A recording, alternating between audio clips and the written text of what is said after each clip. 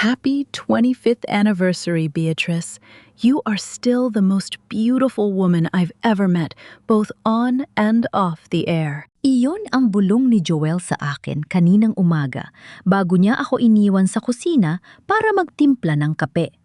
Isang hinalik sa no, isang mahigpit na yakap, at ang pangakong kakain kami sa labas pagkatapos ng aking shift sa radyo. I thought I was the luckiest wife in Quezon. Akala ko, sa gitna ng mga magulong kwento ng pagtataksil na natatanggap ko gabi-gabi sa programa ko, ang buhay ko ang nagsisilbing ehemplo ng isang matatag na pamilya.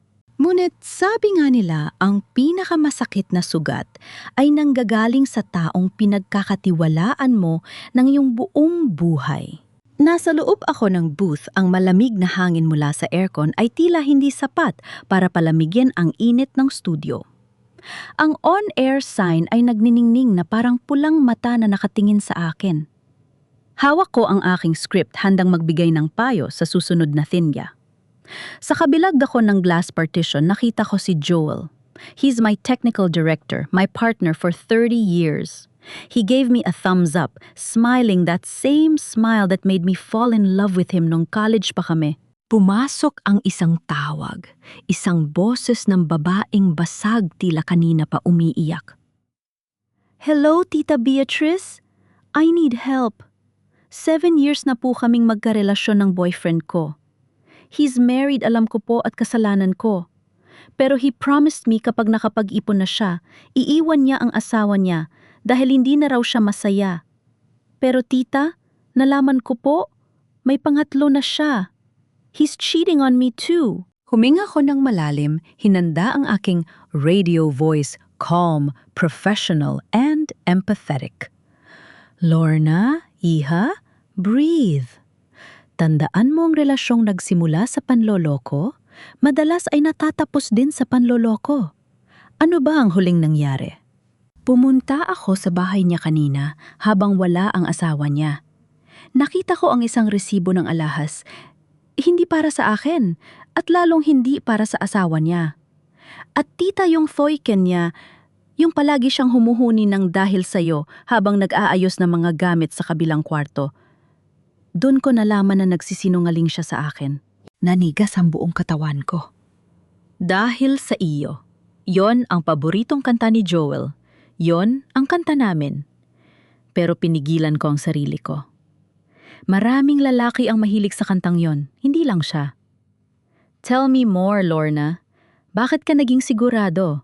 Kasi po, yung sasakyan niya.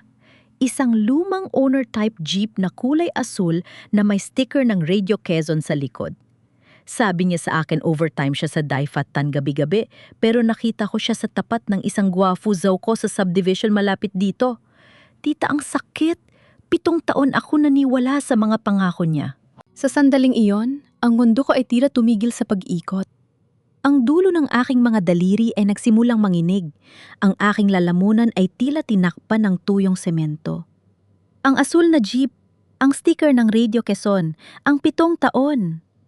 Lumingon ako sa kabilang bahagi ng salamin. Doon nakita ko si Joel. Nakasandal siya sa kanyang upuan, kampanteng-kampante. At habang tinitingnan niya ang record level, nakita ko ang kanyang mga labi na gumagalaw. He was whistling. Humuhuni siya ng dahil sa iyo. Isang audio shockwave ang sumabog sa loob ng pandinig ko. Hindi ito galing sa speaker, kundi galing sa katotohanang sumampal sa akin. Ang lalaking katabi ko sa higaan, gabi-gabi ang lalaking humalik sa akin kaninang umaga. Ay ang parehong lalaking iniiyakan ng babaeng nasa kabilang linya. Bakit? Bakit, Joel? Bakit? Sa loob ng 7 taon, bakit? Kailangan sa sarili ko pang programa ko malalaman ang lahat. Tita Beatrice, nariyan pa po ba kayo? Ang boses ni Lorna ay tila nanggagaling sa ilalim ng tubig. I felt my heart crumbling into a million pieces, sharp shards piercing through my lungs. Gusto kong sumigaw. Gusto kong tumayo, pumasok sa kabilang kwarto at saktan si Joel. Gusto kong itanong kung gaano karaming kasinungalingan ang ipinakain niya sa akin sa loob ng 25 taon. Ngunit ang pulang ilaw ng on-air ay nananatiling nakasindi. Biglang bumukas ang intercom sa tenga ko. Ang boses ni Joel, ang boses ng traidor, ay pumasok ng napakalinaw. Love, anong nangyayari, Focus? 10 seconds before the commercial break. Don't let the listeners wait. Payuhan mo na yung babae para matapos na tayo. Ang audacity. Ang kapal na mukha niya. He was coaching me to give advice to his mistress. Ang dapdap ng puso ko ay tila isang tambol na nagwawala sa loob ng dibdib ko. Nararamdaman ko ang pawis na namumuo sa aking no kahit napakalamig. My vision blurred for a second. I wanted to cry, but no tears came out. Only a cold, burning rage. Lorna. Ang boses ko ay hindi na ang kalmado at dimting na Beatrice Manalo. Ito ay boses ng isang babaeng namamatay sa loob. Lorna, huwag kang mag-alala. Ang mga lalaking akala nila ay kaya nila maglaro sa 2 o 3 apoy. Darating ang oras na sila mismo ang matutupok. Don't hang up. I will help you. Personally. Tumingin ako ng diretsyo kay Joel sa kabila ng salamin. Hindi niya alam. Hindi niya alam na ang bawat salitang binitawan ko ay para sa kanya. Ang kanyang ngiti ay unti-unting nawala nang makita ang talim ng aking mga mata. Bago pa man siya makapag-react, bago pa man niya maputol ang linya, ginawa ko ang isang bagay na hindi ko kailanman ginawa sa loob ng 30 taon ng aking karera. Mga mahal kong tingza, abangan ninyo ang special episode natin bukas. Dahil bukas hindi lang tayo magbibigay ng payo. Bukas maglalabas tayo ng mga basura mula sa dilim. Pinatay ko ang microphone nang hindi naghihintay ng signal ni Joel. Kinuha ko ang aking bag at ang aking recorder.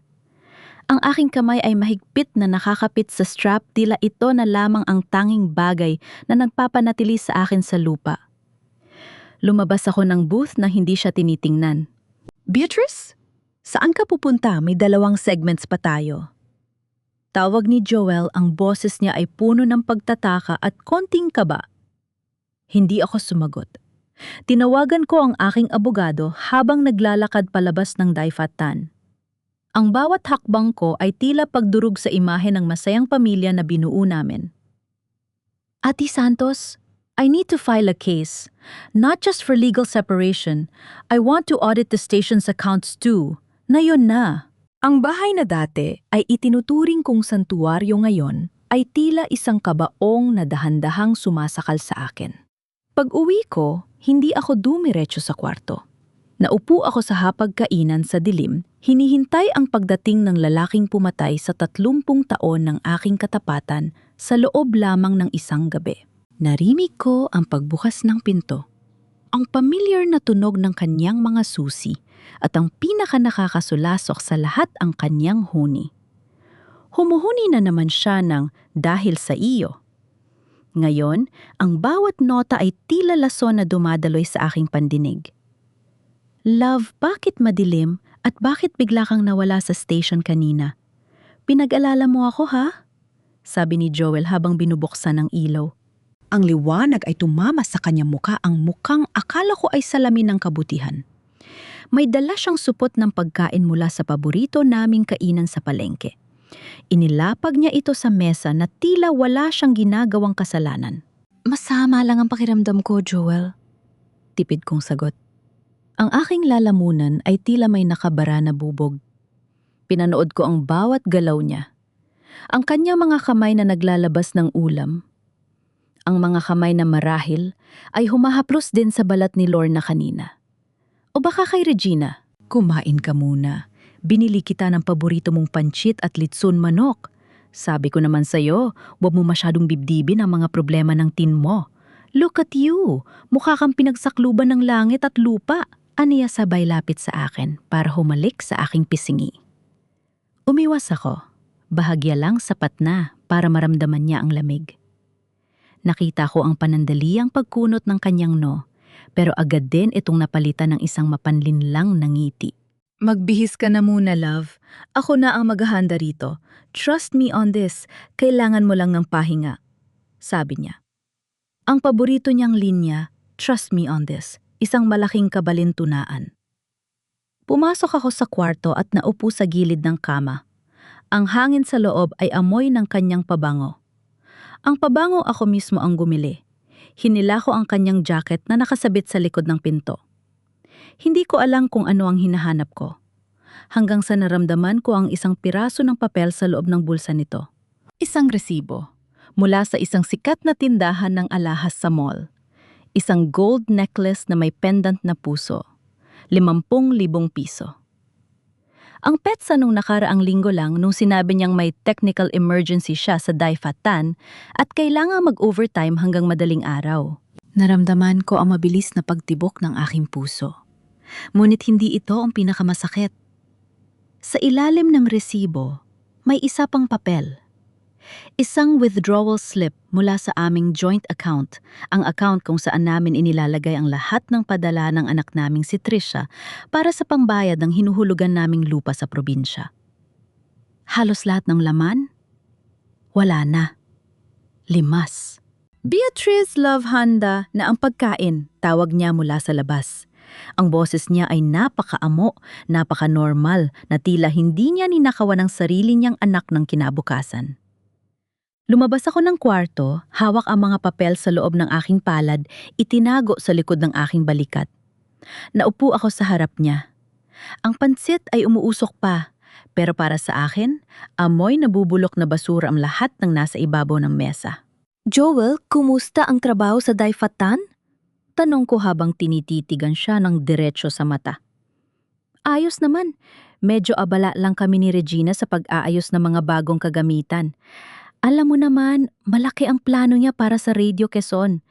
Sabi ko nga sa kanya kapag nag-retire ka na tayo na ang magpapatakbo ng lahat. It's a great opportunity for us, love. Sagot niya habang masayang kumakain. Retirement, sino ang nagsabing magre-retire na ako? Napatigil siya sa pagsubo. Well, napansin ko lang kasi na parang napapagod ka na. Minsan nakakalimutan mo na ang mga cues mo. Kahit ang management napapansin na rin. I'm just looking out for you, Beatrice. Ayaw ko mapahiya ka sa huli. Ang kapal ng mukha. Gagawa siya ng paraan para magmukha akong incompetent para makuha niya ang posisyon ko kasama ang Goa-fu na yon. Ang bawat salita niya ay tila isang kutsilyong unti-unting humihiwa sa aking danggal. Biglang tumunog ang aking telepono sa ibabaw ng mesa. Isang video call mula sa Canada. Si Trisha. Nakita ko ang bahagyang pagpapanik sa mga mata ni Joel. Huwag mo munang sagutin, love. Kumakain tayo, mamaya na lang. Hindi ko siya pinakinggan. Sinagot ko ang tawag. Ang muka ng aking anak ay lumabas sa screen, mugto ang mga mata at tila galing sa matinding pag-iyak. Ma, Papa? Hikbi ni Trisha. Yung agency dito, tinawagan ako. Sabi nila hindi daw pumasok ang huling 3 buwan na pambayad ko para sa processing ng papers ko para makauwi ako dyan sa fiesta. Mabibigay ko naman kay Papa lahat ng pera ko, di ba? Sabi ni Papa siya na ang bahalang mag-remit sa bangko. Tumingin ako kay Joel. Ang kanyang mukha ay kasing puti na ng papel. Ang kamay niyang hawak, ang tinidor ay nagsimulang manginig. Joel, ang boses ko ay mahina pero puno ng talim na sapat para humiwa ng bakal. Nasaan ang pera ng anak mo? Nasaan ang pera ng anak mo, Joel? Ang tanong ko ay tila isang malakas na kulog sa loob ng aming maliit na kusina. Ngunit si Joel sa halip na yumuko o humini ng tawad ay dahan-dahang binitawan ang kanyang tinidor. Huminga siya ng malalim at sa isang kumpas ng kamay, nagbago ang kanyang anyo. Mula sa isang mapagmahal na asawa, naging isang estranjero siyang may malamig na mga mata. Beatrice, pinatago ko lang sa isang investment. Para rin sa future natin yon at para kay Trisha. Masyado kang emosyonal. Look at you, you're shaking. This is exactly why I'm worried about your show. Sabi niya sa boses na tila ako pa ang may kasalanan. Ang audacity ng lalaking ito. Ang kapal na mukha niyang gamitin ang pagnanakaw niya bilang rason para sabihing hindi na ako matino. Investment o pambili ng alahas para sa mga babae mo. Gusto ko sanang isigaw yon pero biglang umikot ang paningin ko. ang mga ilaw sa kusina ay tila naging malabo. Ang boses ni Joel ay naging parang isang malayong echo. See, you're dizzy again. Eto, inumin mo ng vitamins mo. Pinabili ko pa yan kay Lorna sa botika para lumakas ka. Sabi niya habang iniaabot ang isang basong tubig at ang 2 puting tableta na gabi-gabi niyang ipinapainom sa akin sa loob ng 2 linggo. Vitamins? Iyon ang sabi niya. Para hindi ka madaling mapagod sa studio, love, sabi niya noon. At dahil mahal ko siya, dahil tiwala ako sa kanya, ininom ko yon ng walang tanong-tanong. Tiningnan ko ang mga tableta sa palad ko. Doon ko napagtanto ang bawat gabi na nakaramdam ako ng sobrang antok sa gitna ng aking programa, ang bawat sandali na tila nawawala ako sa sarili habang kausap ang mga Thinzia. Lahat ng yon ay nagsimula nung ibinigay niya ang vitamins na ito. Hindi ko iniinom ang gamot. Palihim ko itong itinago sa loob ng aking bulsa habang nagkukunwaring umiinom ng tubig. Diyos ko, Joel, hanggang saan ang kaya mong gawin? Bulong ng puso ko. Isang hapdi na mas matindi pa sa hiwa ng patalim ang naramdaman ko. Hindi lang niya ako ipinagpalit. Hindi lang niya ako ninakawan. Pinapatay niya ang aking kaisipan. Dinudurog niya ang aking karera habang dahan-dahan akong nilalason. Kinabukasan, hindi ako pumasok ng maaga sa Daifatan. Napunta ako sa isang malaking ospital sa kabilang bayan, malayo sa mga kapitbahay at malayo sa butika ni Lorna. Dok, gusto ko pong ipasuri ang gamot na ito. Sabi ng asawa ko, vitamins ito, pero ibang epekto sa akin. Sabi ko sa doktor, ang boses ko ay nanginginig pero puno ng determinasyon. Naghihintay ako sa hallway ng ospital.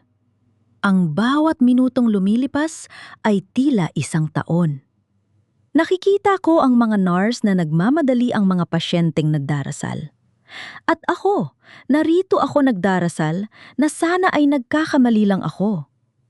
Na sana kahit ganid ang asawa ko, hindi niya ako magagawang saktan ng pisikal. Pagkalipas ng 1 oras, tinawag ako ng doktor. Ang kanyang mukha ay seryoso. Mrs. Manalo, nasaan ang prescription mo para rito? This is not a vitamin. This is a potent sedative combined with an antipsychotic drug in high dosage. This is used for patients with severe agitation or hallucinations. In a normal person, this will cause extreme drowsiness, confusion, and memory loss. Why are you taking this? Nanlamig ang guong pagkatao ko. Tila tumigil ang tibok ng puso ko sa bawat salitang binitawan ng doktor. Confusion, memory loss, extreme drowsiness. Biglang, nag-flashback sa isip ko ang mukha ni Joel habang pinapanood akong uminom ng gamot gabi-gabi. Ang kanyang mga haliksano pagkatapos kong mainom ang lason? Hindi yon pagmamahal. Yon ay ang pagbabantay ng isang mandaragit sa kanyang biktima habang hinihintay itong mawalan ng malay. He wanted me to look crazy.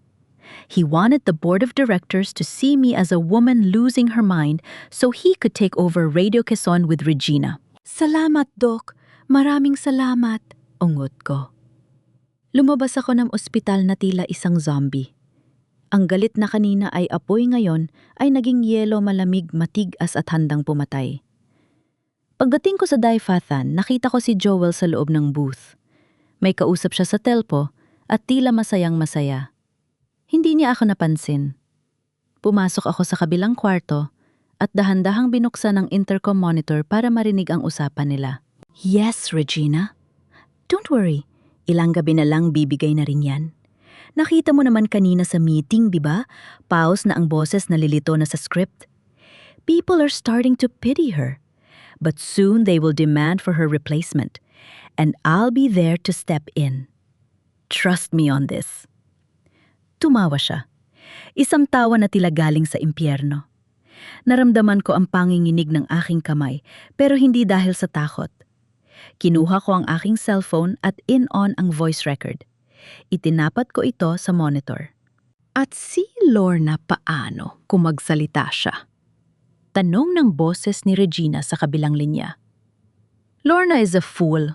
Ibibigay ko lamang konting atensyon na gusto niya, tatahimik na yan. Ang mahalaga makuha natin ang investment at ang daifatan. Once Beatrice is out, the station is ours. Pinatay ko ang recorder. Ang hininga ko ay malalim at mabigat. Tumingin ako sa refleksyon ko sa salamin ng booth. Ang Beatrice Manalo na laging nagbibigay ng payo tungkol sa pagpatawad at pagtitiis ay wala na.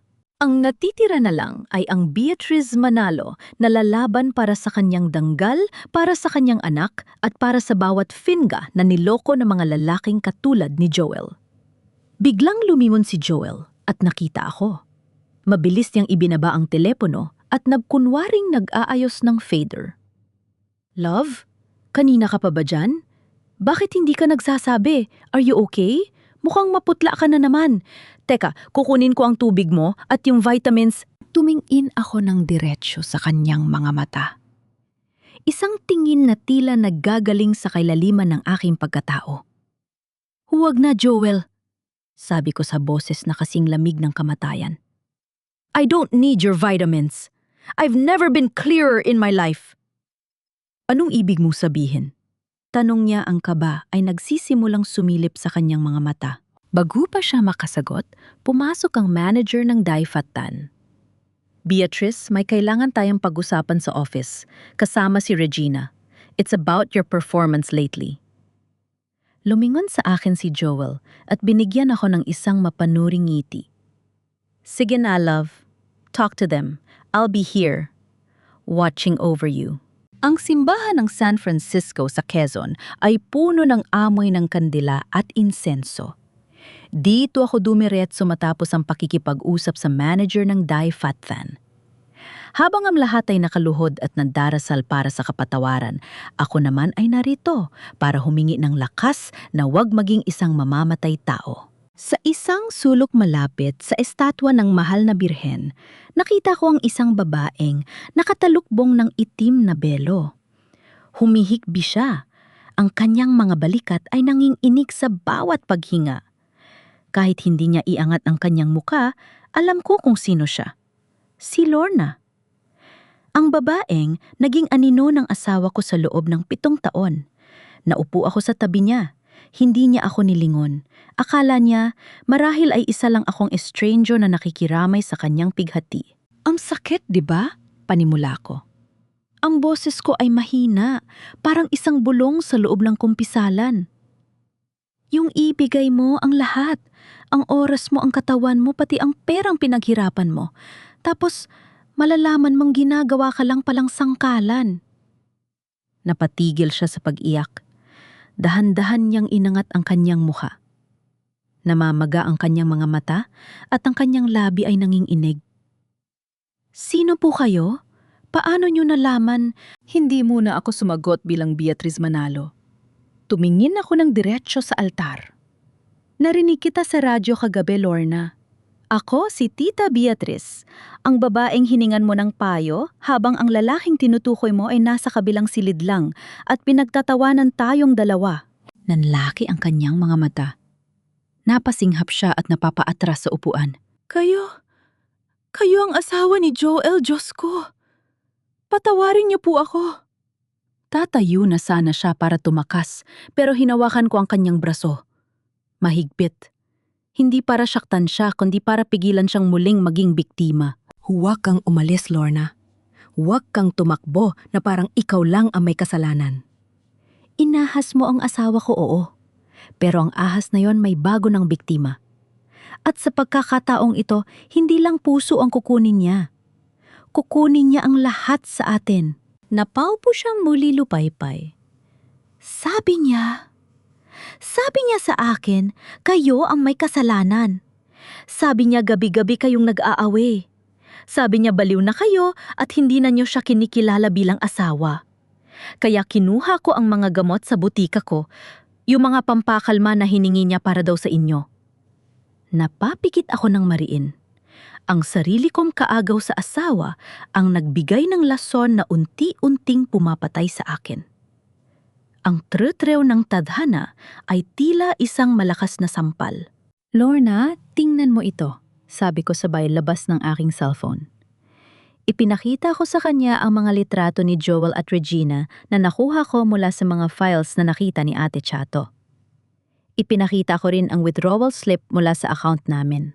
Yung alahas na nakita mo, hindi para sa akin yon. At hindi rin para sa'yo, sabi ko.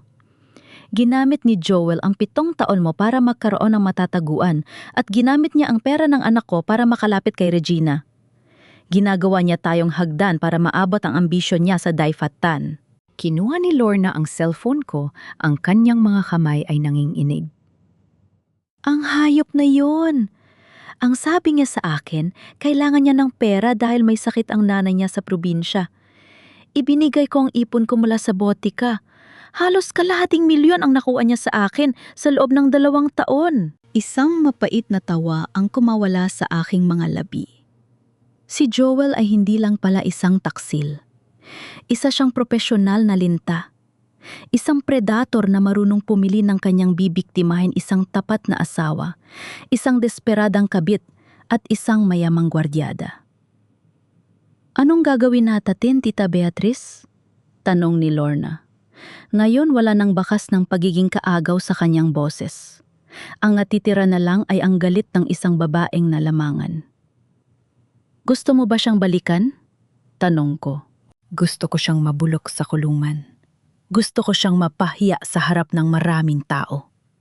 Sigaw niya dahilan para lumingon ang ilang deboto sa simbahan. Huwag dito, Lorna. Huwag sa gulo. Sabi ko ng may malamig na determinasyon. Sa radyo, doon natin siya tatapusin. Pero bago iyon, kailangan ko ang lahat ng records ng mga gamot na kinuha niya sa botika mo. Kailangan ko ang listahan ng lahat ng perang kinuha niya sa'yo. Ibibigay ko po lahat. Kahit ano, tita. Turing niyo na lang itong pambayad puri sa lahat ng nagawa ko sa inyo. Tumayo ako at inayos ang aking baro. Hindi sapat ang pambayad puri, Lorna. Pero sa ngayon, sapat na ang maging saksi ka sa sarili niyang pagbagsak. Palabas na ako ng simbahan nang biglang mag-vibrate ang phone ko. Isang message mula kay Joel. Love, nasaan ka? May surprise ako sa'yo mamaya sa gala rehearsal. Don't be late. I love you. Napangiti ako ng mapait. Surprise o Joel? May surprise din ako sa'yo. Isang surprise na hindi mo makakalimutan hanggang sa huling hininga mo. Ngunit pagdating ko sa Daifatan, isang masamang balita ang sumalubong sa akin. Si Ate Chato, ang tanging kakampi ko sa loob, ay umiiyak habang bitbit ang kanyang mga gamit. Beatrice, sinisata ko ni Joel. Nahuli niya ako naghahalungkat sa office niya kanina. At Beatrice, kinuha niya ang bag mo. Yung recorder mo. Nandun sa loob, di ba? Nanlamig ang buong pagkatao ko. Ang ebidensyang kinuha ko kanina, ang usapan nila ni Regina, ay nasa loob ng bag na yon. Love, baka ito ang hinahanap mo? Pagpasok ko sa control booth, iyon ang bungad ni Joel. Hawak niya ang maliit kong digital recorder, ang recorder na naglalaman ng lahat ng ebidensya ng kataksilan niya at ni Regina. Pinapaikot-ikot niya ito sa kanyang mga daliri habang nakasandal sa konsol ang kanyang mukha ay puno ng isang mapanuring niiti na tila nanalo siya sa loto. Ibalik mo sa akin yan, Joel, sabi ko. Sinikap kong maging matatag ang boses ko, kahit na ang totoo ay gusto ko nang sumabog sa galit. Hindi ako pwedeng magpakita ng kahinaan, hindi sa harap ng lalaking ito. Bakit para saan para may maipakita ka sa management para ipahiya ako? Tumayo siya at dahan-dahang lumapit sa akin. Beatrice, masyado ka naging kampante. Akala mo ba hindi ko mapapansin na pati si Ate Chato ay ginagawa mong espiya por Chato? Sinisante ko siya dahil sa pakikialam sa gamit ko. At ikaw? You're next. Sa isang iglap, kinuha niya ang recorder at itinapon ito sa sahig, sabay tapak dito ng buong lakas. Narinig ko ang paglagutok ng plastic at electronics. Ang tanging pag-asa ko para patunayan ang kanilang sabuatan ay naging pira-pirasong basura sa ilalim ng kanyang sapatos. Wala ka ng ebidensya, love. At alam mo ba kung ano ang meron ako? May kinuha siyang isang USB mula sa kanyang bulsa. I have hours of recordings of you. Yung mga gabi na nalilito ka sa script, yung mga sandali na nagsasalita ka mag-isa sa booth dahil sa epekto ng vitamins mo. I edited them. Ngayon, mukha kang isang babaeng nawawalaan na sa sariling bait. Isang baliw na hindi nakarapat-dapat humawak ng mikropono. Hayop ka, Joel, bulong ko. Ang aking mga kamao ay nakahuyom ng mahigpit hanggang sa bumaon ng aking mga kuko sa aking palad. Hindi ako hayop, Beatrice. I'm a businessman. At si Regina, she's my partner, something you never were. Masyado kang mataas. Masyado kang perfect. Ngayon, tingnan natin kung saan dadalhin ang perfection mo. Eksaktong bumukas ang pinto ng booth. Pumasok si Sir Gary, ang station manager, kasama si Regina. Ang mukha ni Regina ay tila isang porselanang estatwa, walang emosyon, pero ang kanyang mga mata ay nagnaningning sa tagumpay. Beatrice, we need to talk. Now, sabi ni Sir Gary.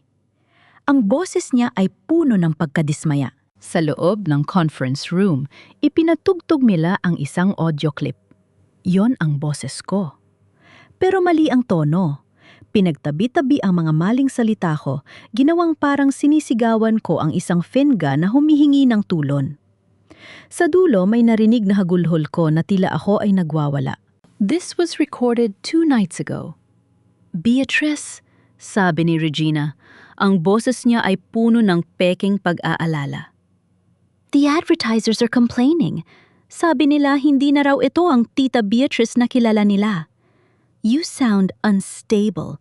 Dangerously unstable. Hindi totoo yan. Alam niyo kung anong ginagawa ni Joel? Sigaw ko, pero bago ko pa matapos ang sasabihin ko, hinawakan ni Joel ang balikat ko. See? She's shouting again. Love, calm down. Sabi ko naman sa'yo, kailangan mo ng pahinga, sabi ni Joel sa harap nila. Ang galing niyang umarte, para siyang isang asawang nagtitiis sa asawang may sakit sa isip. Beatrice, we've decided to put you on an indefinite leave, sabi ni Sir Gary. Effective immediately. Joel will take over the technical management of your slot and Regina's group will handle the content for now. Please ibigay mo na ang ID mo at ang susi ng booth. Tumayo ako. Hindi ako umiyak. Hindi ako nagmakaawa. Kinuha ko ang aking ID at inilapag ito sa mesa nang walang ingay. Tiningnan ko si Regina at Joel. Sa sandaling yon, naramdaman ko ang pagbagsak ng aking danggal sa harap ng mga taong pinaglingkuran ko sa loob ng 30 taon. Ngunit sa ilalim ng sakit, may isang maliit na apoy na nananatiling buhay. Lumabas ako ng daifatang na tila isang kriminal na itinataboy. Ang mga katrabaho ko ay umiiwas ng tingin. Ang hiya na nararamdaman ko ay halos hindi ko makayanan. Pagdating ko sa parking lot, biglang nag-vibrate ang cellphone ko. Isang tawag mula sa Canada. Si Trisha. Ma! Ang boses ng anak ko ay basag na basag. Ma, totoo ba? Ang alin, anak? Ano nangyari? Kinakabahan kong tanong. Tinawagan ako ni Papa kanina. Sabi niya wala na raw tayong pera. Sabi niya nagamit mo raw lahat para sa gamutan mo dahil nakakasakit ka sa isip. Ma, yung visa ko, yung pambayad ko sa immigration para makauwi ako dyan sa fiesta, wala na raw. Binawi na ng bangko ang account natin dahil sa utang. Napahawak ako sa pinto ng kotse para hindi matumba. Ang lalaking yon, hindi lang ako ang sinisira niya. Dinadamay niya ang pangarap ng anak namin para lang pagtakpan ng kanyang pagnanakaw. Anak, makinig ka? Hindi totoong sinabi ni Papa. Maniwala ka kay Mama? Pero ma, bakit wala nang laman ng account? Bakit sabi ni Papa kailangan mo raw dalhin sa rehab, ma? Natatakot ako. Ano bang nangyayari dyan? Naputol ang linya. Napasandal ako sa manibela ng kotse ko. At doon sa gitna ng katahimikan ng parking lot, doon ko hinaya ang pumatak ang aking mga luha. Hindi dahil sa pagsuko, kundi dahil sa sobrang sakit ng bawat saksak na ginagawa ni Joel sa buhay ko. Ninanakawan niya ako ng karera. Ninanakawan niya ako ng katinuan. At ngayon, ninanakawan niya ako ng tiwala ng sarili kong anak. Ngunit sa gitna ng aking pag-iyak, may kumatok sa bintana ng kotse ko. Si Lorna. Hawak niya ang isang makapal na brown envelope. Tita Beatrice, narinig ko ang nangyari sa loob. Sabi niya, ang kanyang mga mata ay puno ng galit. Huwag kang sumuko. May nakalimutan si Joel. Akala niya siya lang ang marunong mag-record. Binuksan ko ang brown envelope sa loob ng kotse habang si Lorna ay tahimik na nagmamasid sa akin. Inakala ko na mga resibo lang ng gamot ang nandoon, pero lalong nanlamig ang mga daliri ko sa nakita ko. Hindi lang ito ebidensyal laban kay Joel. Ito ang mga bank transfers ni Regina patungo sa isang dummy account na nakapangalan sa butika ni Lorna, mga perang ginagamit para suhulan ang mga board of directors ng Radio Quezon para aprubahan ang pagbebenta ng Difatan. At ang pirma ni Joel bilang witness nandoon sa bawat pahina. Ginamit niya ang lisensya ko, Tita Beatrice, hikbi ni Lorna. Sabi niya, kailangan lang mang representative para sa mga medical supplies ng Difatan. Wala akong kaalam-alam na ginagawa na pala niya akong kasangkapan sa korupsyon. Lorna, kailangan kong makausap si Regina, sabi ko habang hinihigpitan ang hawak sa mga papel. Na yun din? Hindi ako pumunta sa Difatan. Dumiretso ako sa isang mamahaling hotel sa labas ng bayan kung saan alam kong maglalagi si Regina para sa kanyang business meetings. Hindi ako nagpa-announce. Nilagpasan ko ang receptionist at dumiretso sa penthouse suite. Nang bumukas ang pinto, nakita ko si Regina na nakaupo sa isang cell, yang gawa sa balat, may hawak na baso ng alak habang tinatanaw ang ganda ng Quezon mula sa taas. Hindi siya nagulat nang makita ako. Tila ba hinihintay niya talaga ang aking pagdating. Beatrice Manalo, the fallen star of Radio Quezon. Bati niya ang boses ay kasing kinis ng sutla pero kasing lamig ng yelo. Maupo ka. I'm sure you're here to beg for your job. Ibinagsak ko ang envelope sa kanyang mesa. Ang tunog ng pagtama ng papel sa salamin ay tila isang deklarasyon ng giyera. Hindi ako narito para magmakaawa, Regina. Narito ako para sabihin sa'yo na alam ko na ang lahat. Ang suhulan ang dummy accounts at ang paggamit niyo ni Joel sa butika ni Lorna. Bahagyang itinaas ni Regina ang kanyang kilay. Kinuha niya ang mga papel, tiningnan ng sandali at pagkatapos ay tumawa isang tawang walang bahid ng takot. And so, do you think the board will believe a woman who is officially on leave due to mental instability? Sabi niya habang humihigop ng alak. Beatrice, you're too old for this drama. You think Joel loves me? Or you think I love him? Napako ko sa kinatatayuan ko. Anong ibig mong sabihin? Joel is a tool, Beatrice. Isang susi. Diretsyang sagot ni Regina. Kailangan ko siya para makuha ang internal audit ng Difatan at mapababa ang presyo nito sa merkado. Siya ang nagbibigay sa akin ng lahat ng dirty secrets ng station nyo para ma-blackmail ko ang mga shareholders. Once the sale is final next week, Joel will be nothing more than a piece of trash I'll throw away. Nanlaki ang mga mata ko. Ang lalaking ipinagpalit ako, ang lalaking ninakawan ng aming anak, ay isa lang palang gamit na basahan para sa babaeng ito. Isang tretrew ng tadhana ang traidor, ay pinagtataksilan din ng taom akala niya ay kanyang kaligtasan. But here's a deal for you, Beatrice, dagdag ni Regina, habang naglalabas ng isang set na mga papeles mula sa kanyang drawer. Inilapit niya ito sa akin. This is a divorce agreement and a non-disclosure contract. Sign this.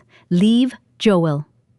I will give you 5 million pesos, enough for you to fly to Canada, stay with your daughter, and live like a queen.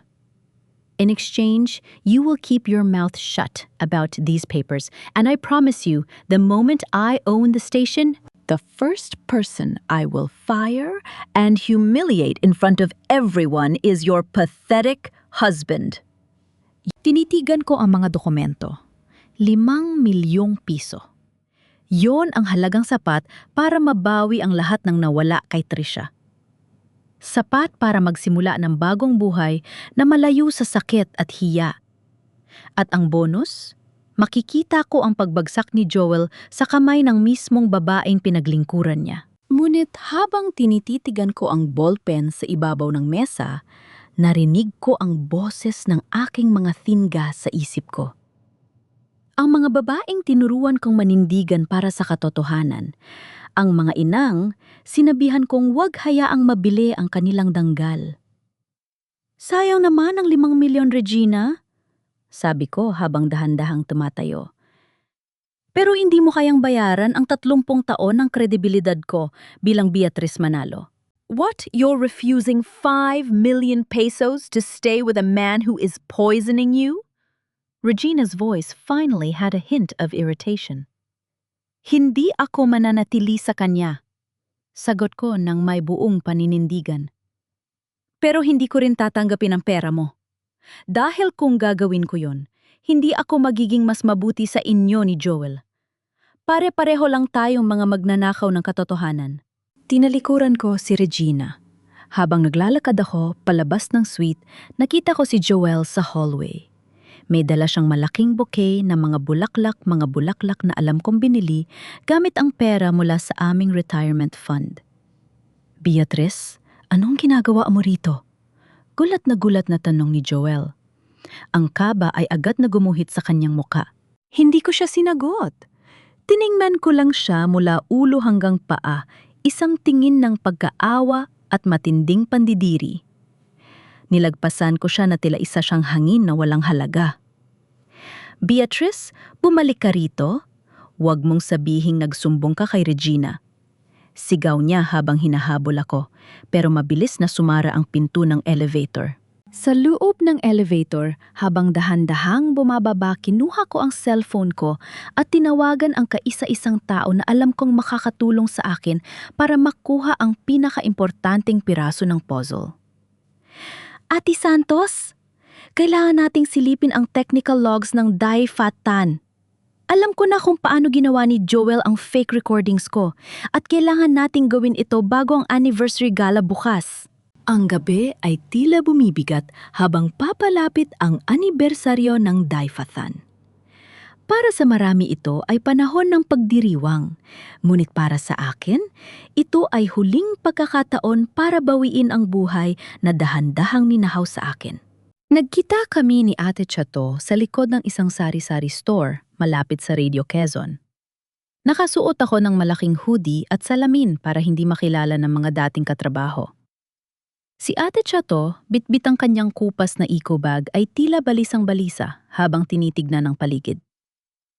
Beatrice, baka mahuli tayo rito. Alam mo naman si Joel, bantay sarado na ang buong station, simula na masuspinde ka. Bulong ni Ate Chato ang boses ay nanginginig sa kaba.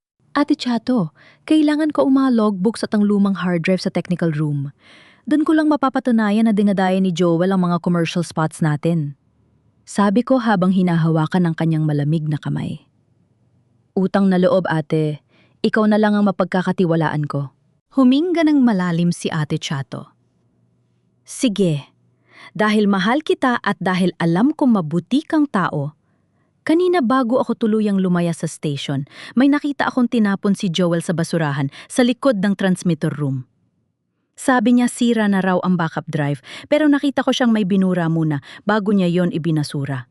Dinala ako ni Ate Chato sa madilim na eskinit at sa likod ng Dai Fat Tan.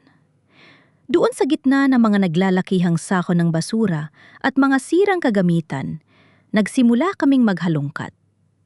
Ang amoy ng nabubulok na pagkain at kalawang ay tila sumasakal sa akin, pero hindi ko iniinda. Mas masangsang pa ang amoy ng kataksilan ni Joel kaysa sa anumang basura rito. Matapos ang ilang minutong paghahanap, naramdaman ng aking mga daliri ang isang matigas at parihabang bagay.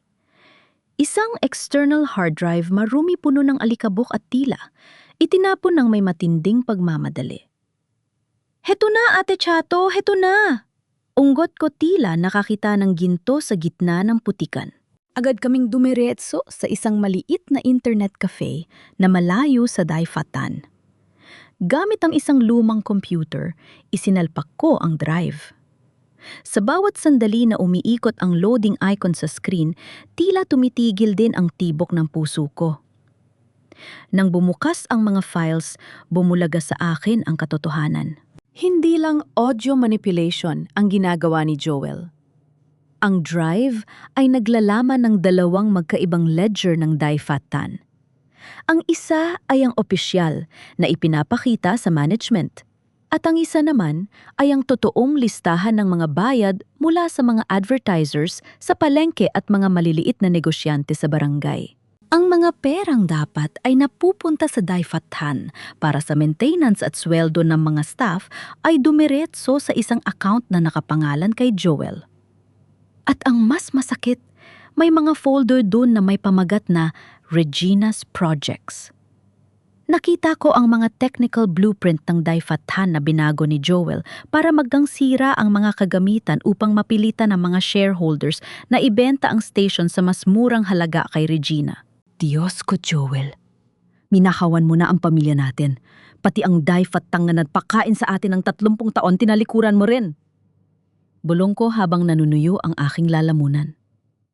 Ngunit may isang file ako nabuksan na nagpabagsak ng lahat ng lakas ko.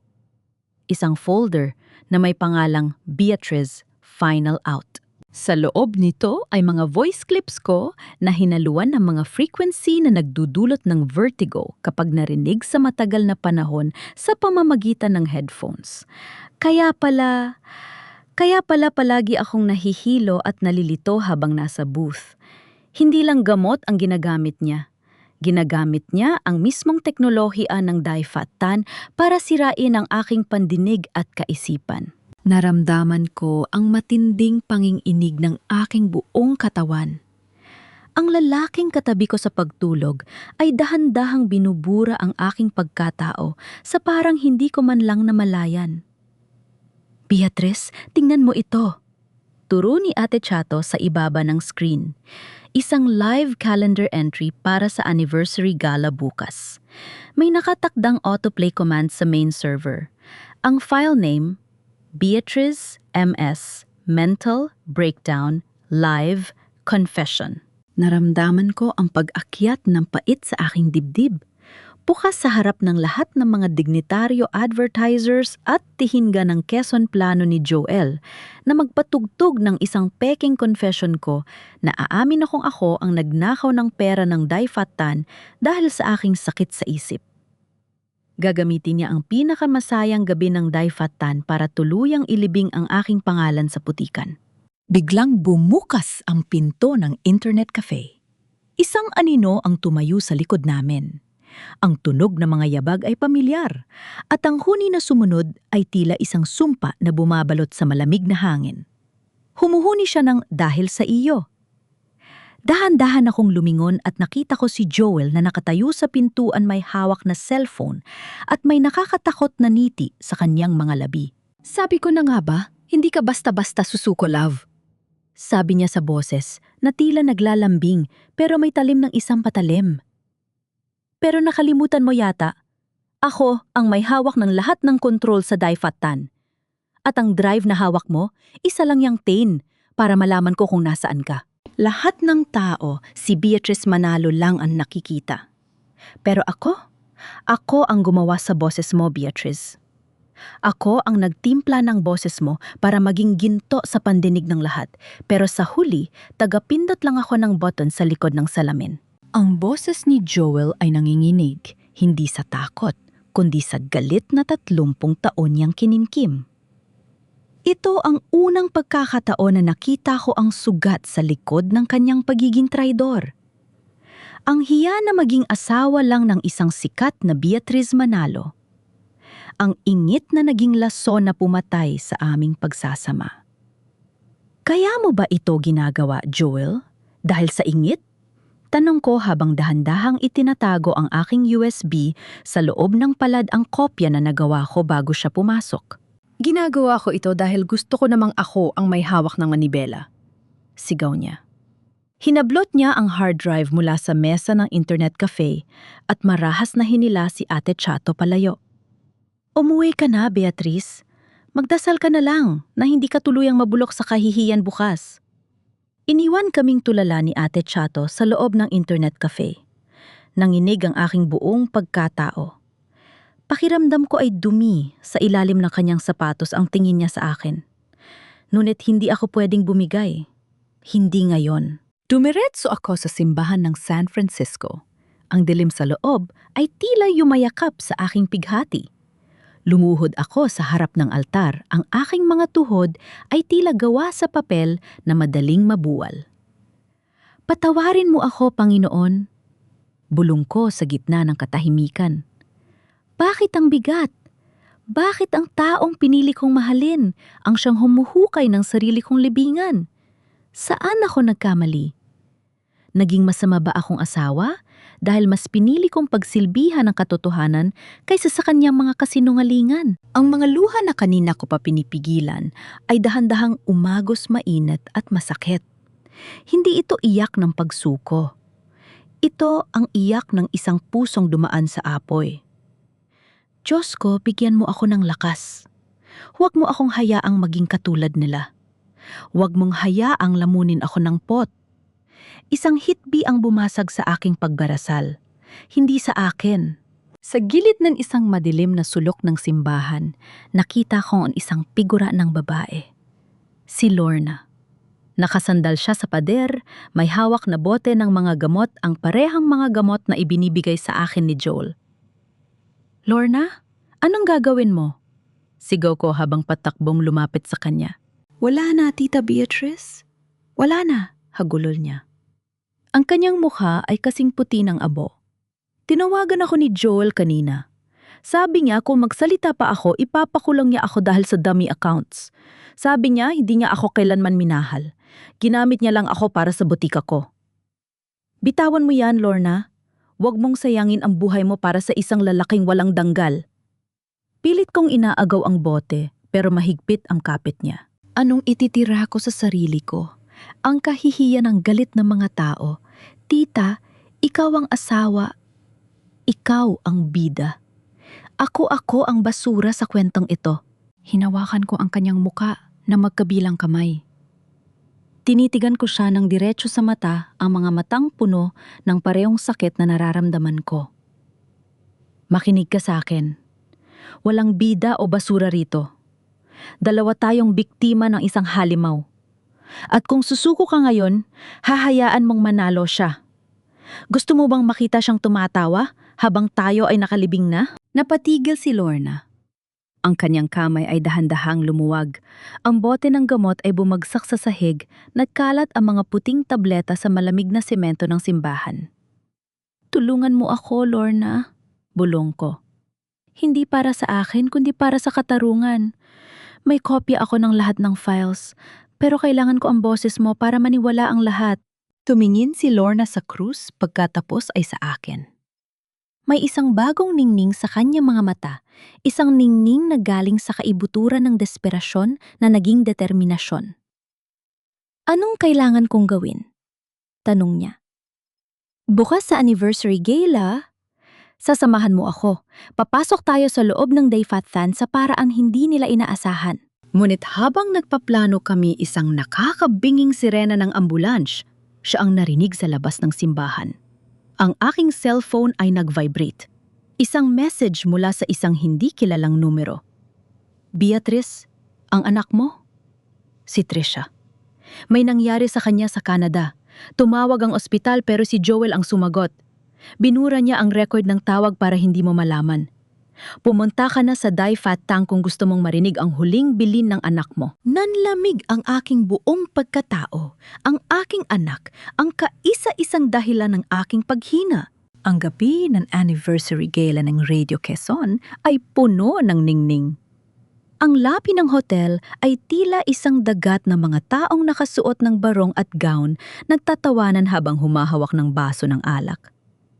Ngunit sa likod ng mga kurtina at naggagandahang palamuti, isang madilim na bitag ang naghihintay sa akin. Nasaan ang anak ko, Joel? Nasaan ang record ng tawag? Halos magiba ang pinto ng secondary control room nang pumasok ako. Hingal na hingal ako. Ang puso ko ay tila sasabog sa takot para kay Trisha. Nakita ko si Joel na nakaupo sa harap ng console kampanteng-kampante habang umiinom ng kape. Wala siyang suot na barong, kundi ang kanyang itim na technical jacket ang uniforme ng isang taong mas gustong kumilos sa dilim. Easy love.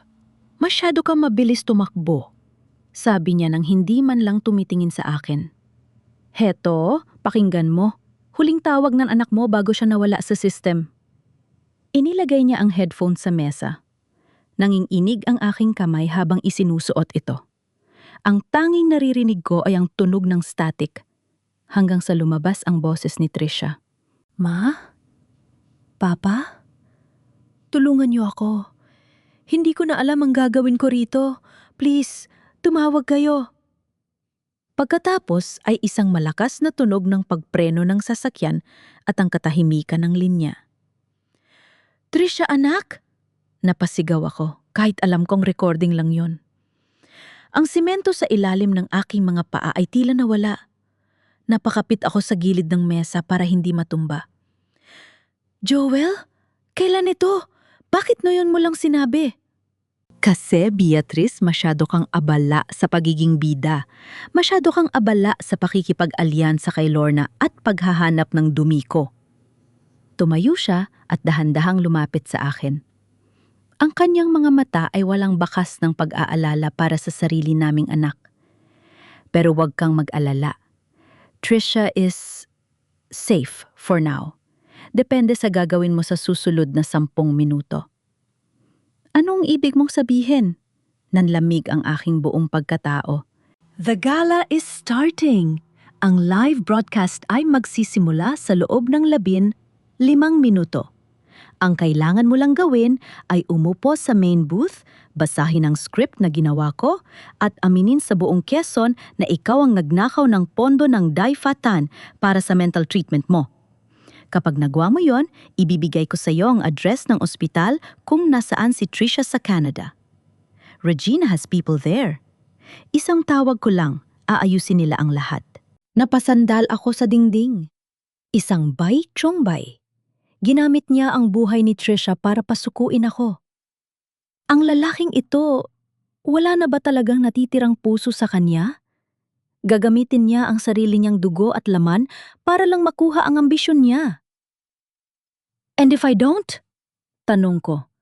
Ang boses ko ay halos isang bulong na lang. Then, Trisha will have to suffer the consequences of having a selfish mother.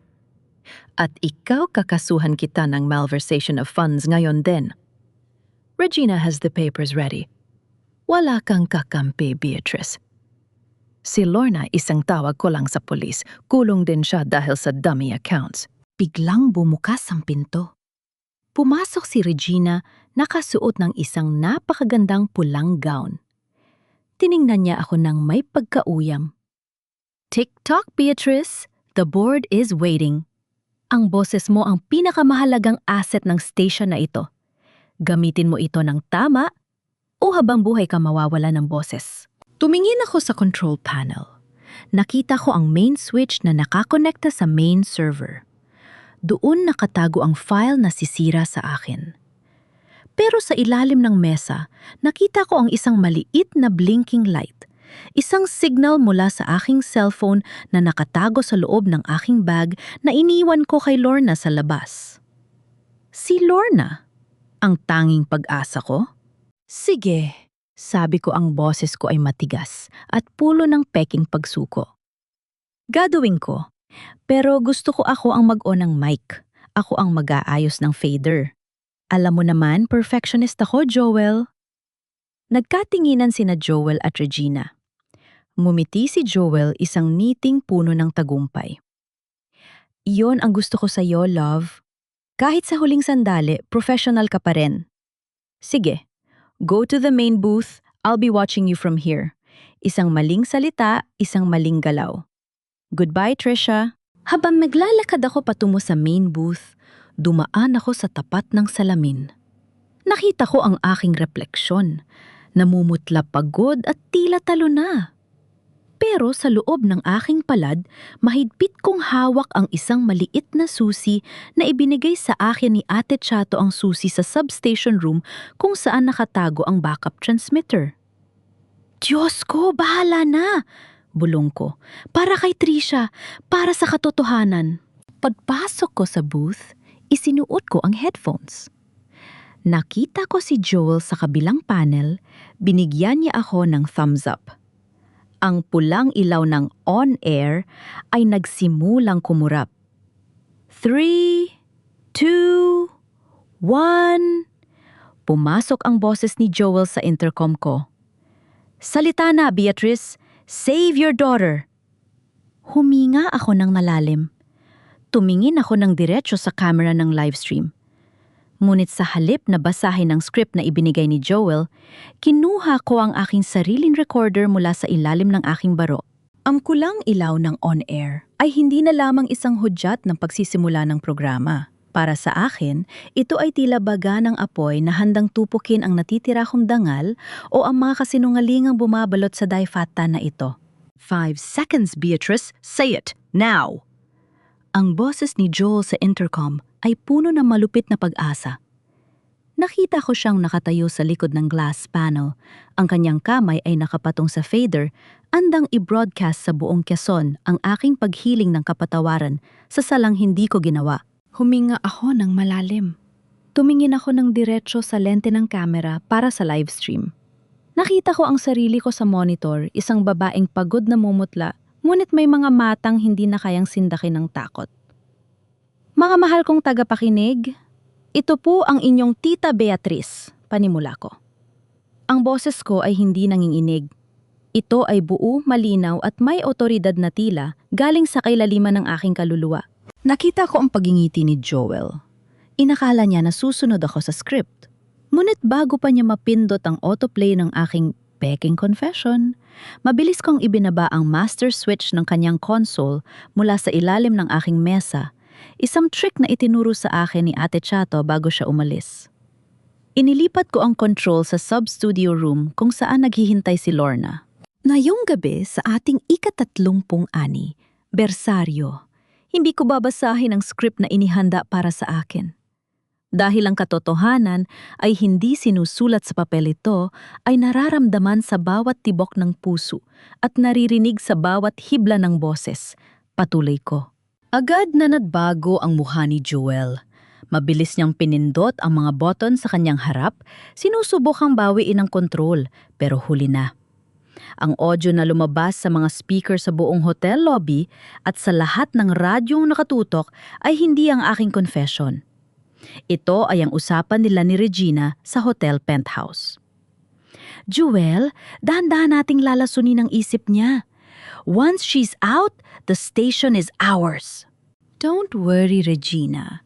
Ang bawat gamot na iniinom niya, bawat frequency na inilalagay ko sa headphones niya, unti-unti siyang mababaliw sa harap ng madla.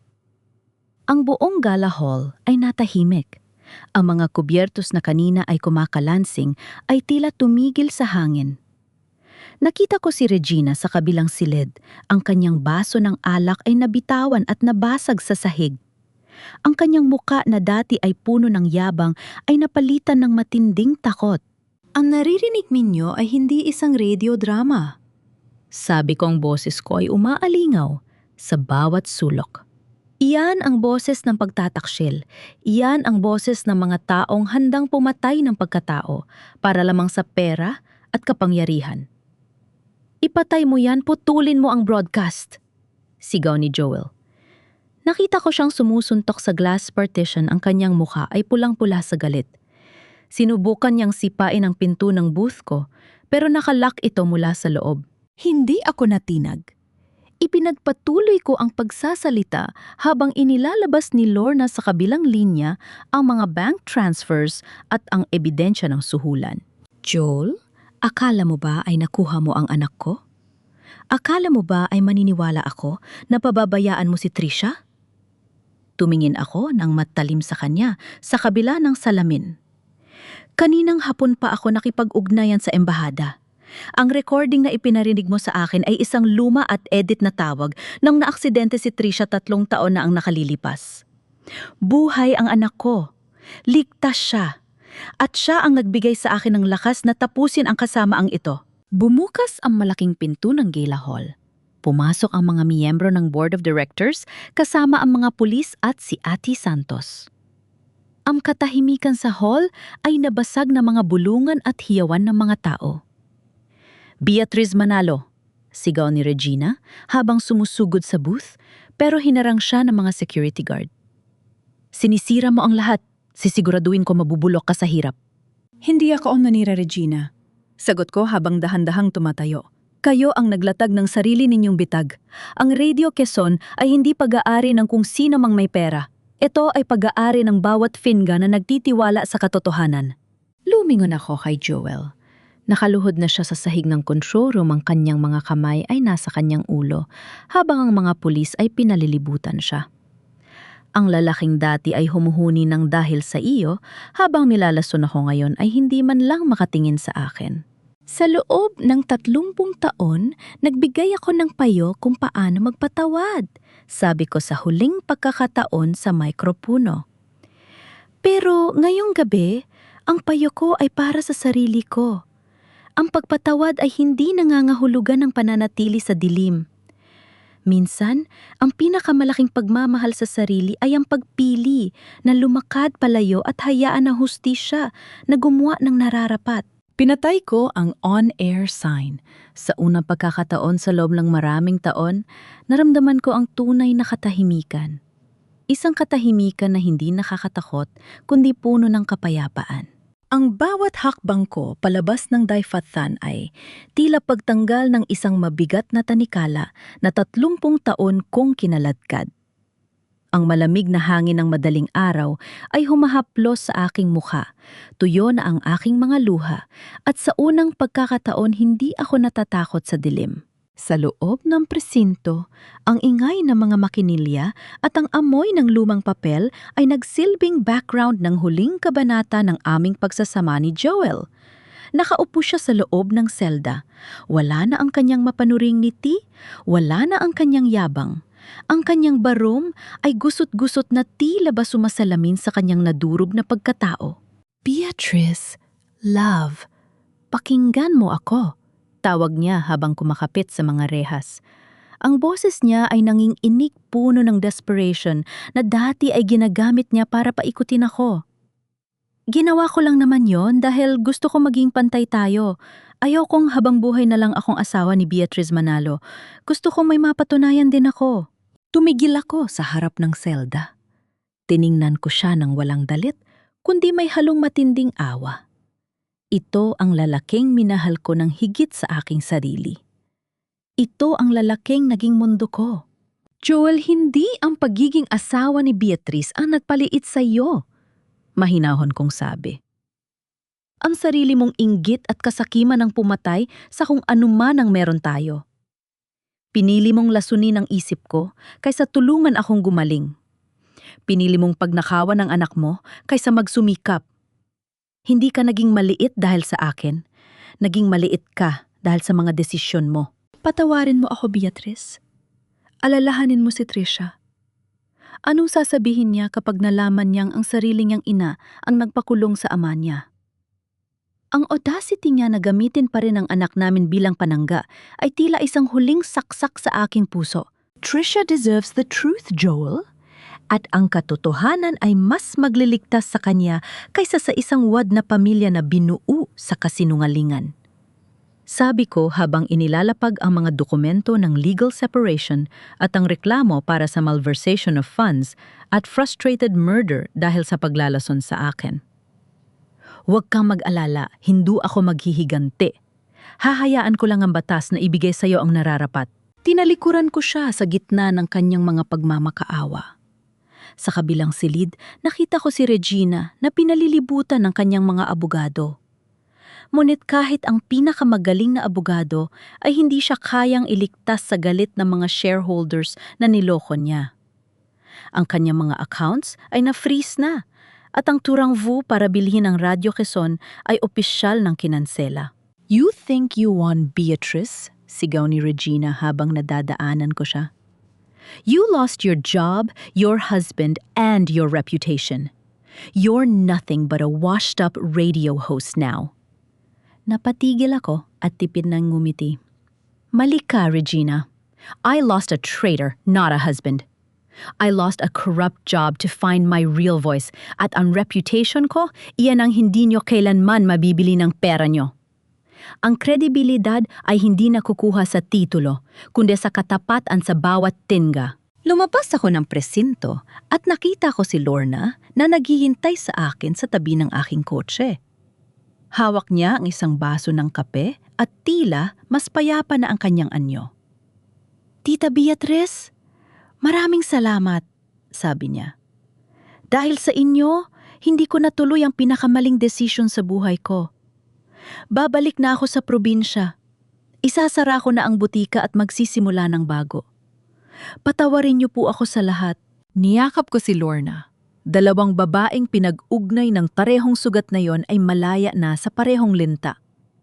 Mag-ingat ka, Lorna. Tandaan mo ang bawat dulo ay simula ng isang mas magandang kwento. Pag-uwi ko sa bahay, ang unang ginawa ko ay tawagan si Trisha. Sa pamamagitan ng video call, nakita ko ang kanyang mukha pagod pero nakangiti. Ikinwento ko sa kanya ang lahat nang walang bawas ng walang baddag. Mahirap, masakit at puno ng hikbi. Pero sa dulo naramdaman ko ang pagluwag ng dibdib ng aking anak.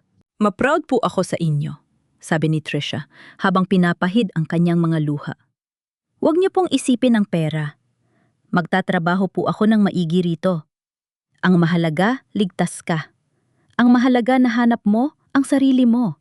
Nang patayin ko ang tawag na upo ako sa aking paboritong upuan sa balkona. Tumingin ako sa mga bituin. Ang Radio Quezon ay nag-aalok sa akin na bumalik bilang manager, pero alam kong hindi na yon ang aking landas. Ang 30 taon ko doon ay sapat na. May mas malaking misyon na naghihintay sa akin. Nabalitaan ko na lang makalipas ang ilang araw na si Joel ay tuluyan ng iniwan ng kanyang mga kaibigan. Si Regina sa takot na madamay sa mas malaking kaso ay ibinuhos lahat ng sisi sa kanya. Ang lalaking takot na maging walang halaga ay nauwi sa pagiging isang bilang na lamang sa loob ng kulungan, habang ang boses ng babaeng sinubukan niyang patahimikin ay patuloy na umaalingaw-ngaw sa puso ng mga tao. Isang hapon, habang nag-aayos ako ng aking mga gamit, nakita ko ang lumang radyo sa kusina. Binuksan ko ito. Ang announcer ay binabati ang mga tingya at sa isang sandali, naramdaman ko ang kurot sa aking puso. Ngunit hindi na ito kurot ng sakit, kundi kurot ng pag-asa. Handa na ako magsalita muli. Pero sa pagkakataong ito, hindi na ako magbibigay ng payo kung paano magtiis. Magbibigay ako ng boses sa mga taong kailangang matutong lumaban. 6 na buwan ang lumipas. Nakaupo ako sa isang maliit na dampa sa tapat ng asul na dagat ng Aurora.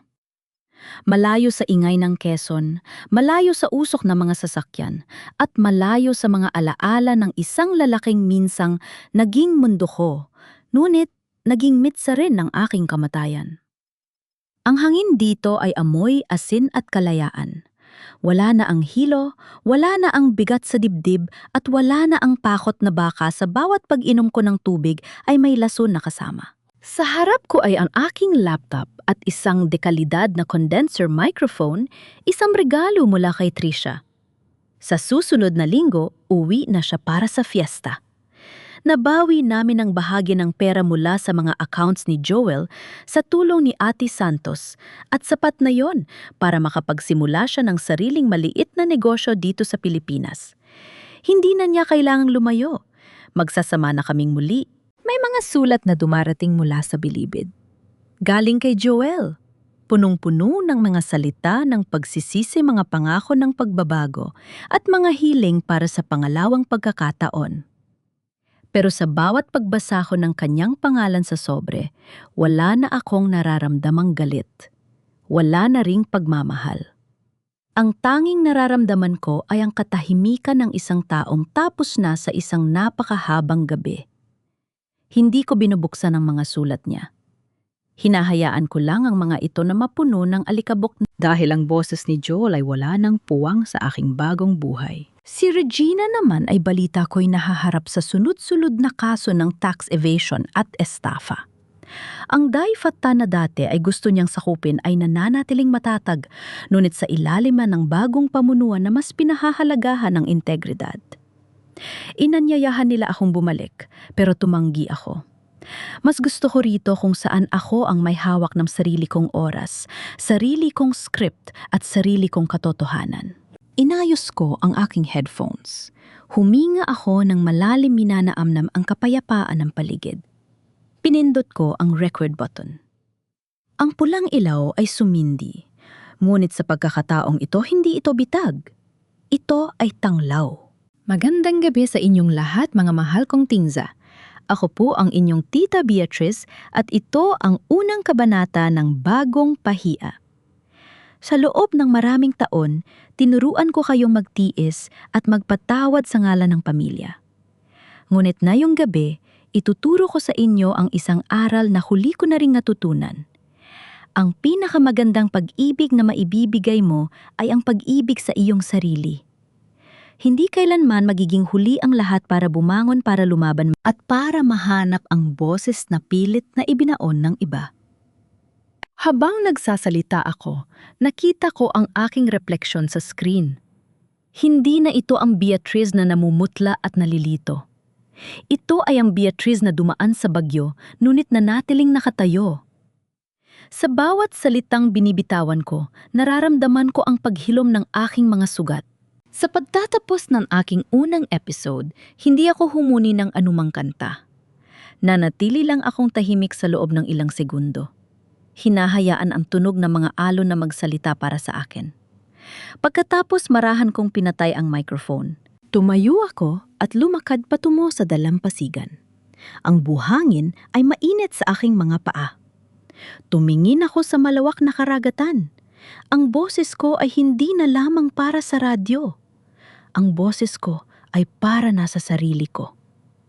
At sa unang pagkakataon sa loob ng 30 taon, alam kong sapat na yon. Sa bawat kwentong natatapos may mga pusong naghihilom at may mga bagong buhay na nagsisimula. Maraming salamat sa inyong matiyagang pakikinig sa paglalakbay ni Beatrice Manalo. Ang kanyang kwento ay paalala sa atin na kahit gaano kadilim ang gabi ng pagtataksil, laging may bukang liwayway na naghihintay sa mga taong may tapang na hanapin ang kanilang sariling katotohanan. Ang eksenang hinding-hindi ko malilimutan ay ang sandali sa loob ng booth ng anniversary gala kung saan sa gitna ng matinding takot para sa kanyang anak, pinili pa rin ni Beatrice ang manindigan para sa danggal. Ipinapakita nito na ang ating boses kapag ginamit sa tama ay may kapangyarihang magpabagsak ng kahit anong pader ng kasinungalingan. Ang kwentong ito ay hango sa mga karanasan ng marami nating kababaihan na tahimik na nagtitiis at sana ay nagsilbi itong inspirasyon upang muli nating mahanap ang ating lakas. Kayo mga mahal kong tinza, ano ang gagawin ninyo kung ang taong pinagkatiwalaan ninyo ng buong buhay ay siya palang unti-unting lumalason sa inyo?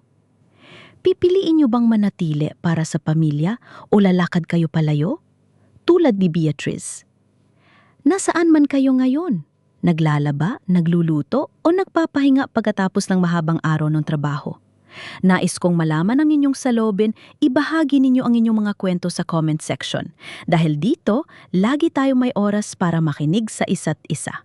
Huwag ninyong kalimutang i-like at i-share ang episode na ito para mas marami pa tayong maabot ng mga pusong nangangailangan ng lakas. Nawai, manatili kayong ligtas, matatag at laging may pananalig sa inyong sarili at sa puong may kapal. Hanggang sa muli nating pagkikita sa susunod na kwento ng buhay at pag-asa.